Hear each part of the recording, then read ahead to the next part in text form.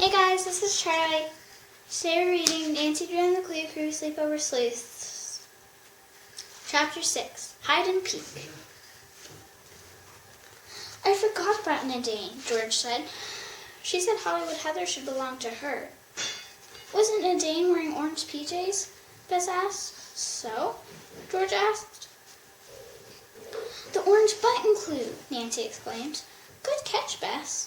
Another message popped up from Pickles99. It said, "Hello, are you there?" "I forgot about Brian," Nancy said. She quickly typed, "It's news to me. Gotta go." "Now we have 3 suspects," Nancy said as she logged off.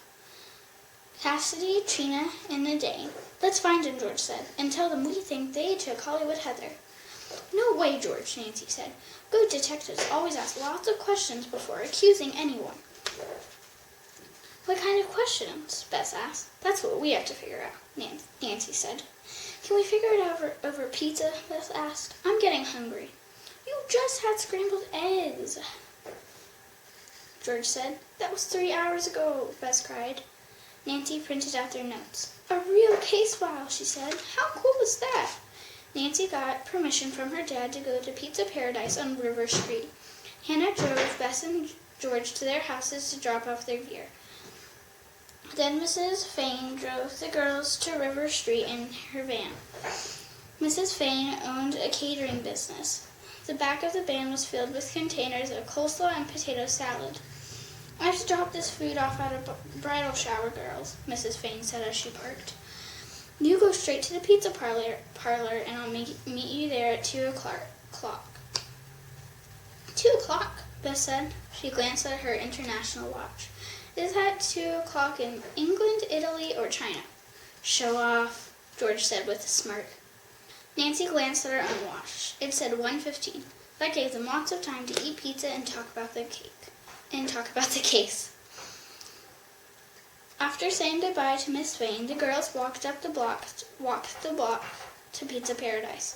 Halfway there, Bess grabbed Nancy's arm and whispered, "Don't look now, but look who's here." "Bess," Nancy asked, "how can I not look and look at the same time?" "Then just look," Bess whispered. Nancy looked where Bess was pointing. Standing in front of a grocery store was Nadine Nardo and her mom.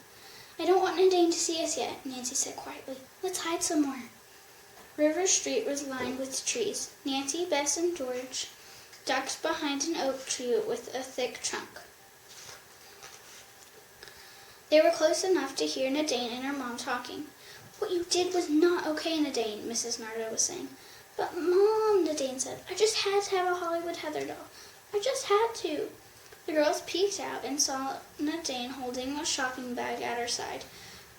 She also saw 2 dolls' feet with white boots sticking out at the top. "You guys," Nancy whispered, "doesn't Hollywood Heather wear white boots?" "You bet," George whispered. "If that isn't Hollywood Heather, I'll eat my socks." "Gross," Bess cried. "Shh," Nancy said. "We have to see what's in the bag." Mrs. Nardo went into the grocery store. Nadine stayed out by the gumball machines. She put the shopping bag on the sidewalk as she searched in her waist pack for a quarter. "Now's our chance," George whispered. "I'm peeking inside that bag." "That's snooping," Nancy said doubtfully. "We're detectives," George replied. "We're supposed to snoop." While Nadine put her quarter into the gumball machine, George tiptoed toward her. She grabbed the handle on the shopping bag, but just as she was about to peek inside, a gumball rolled out of the machine onto the sidewalk. Nadine turned to catch it and saw George with her hand on the bag. "George," Nadine said, "what are you doing?" "Oh, great," Nancy thought.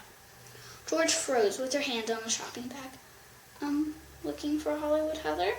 she said, looking up at Nadine. "What?" Nadine cried. Nancy and Bess ran over. "First my gumball rolls away, and now this?" Nadine stopped her foot.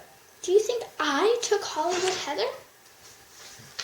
"Well," Nancy started to say. "We know there's a doll in there, Nadine," George said. "Why don't you let us look?" Nadine grabbed the handle of the bag. "What are you, some kind of detective?" she demanded.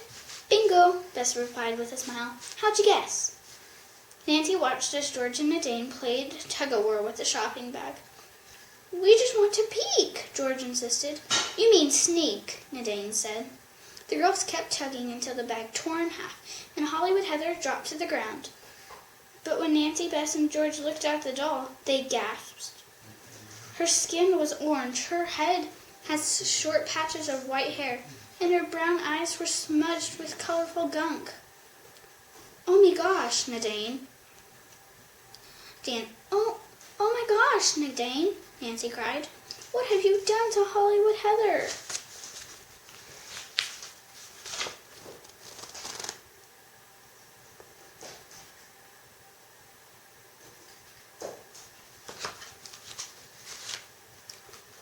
Okay guys, that's it. Chapter 7 is called Party Arty. That's next time. Hope you enjoyed it. Like, subscribe, and click the bell. Keep reading and keep dreaming. I'll see you guys in the next video.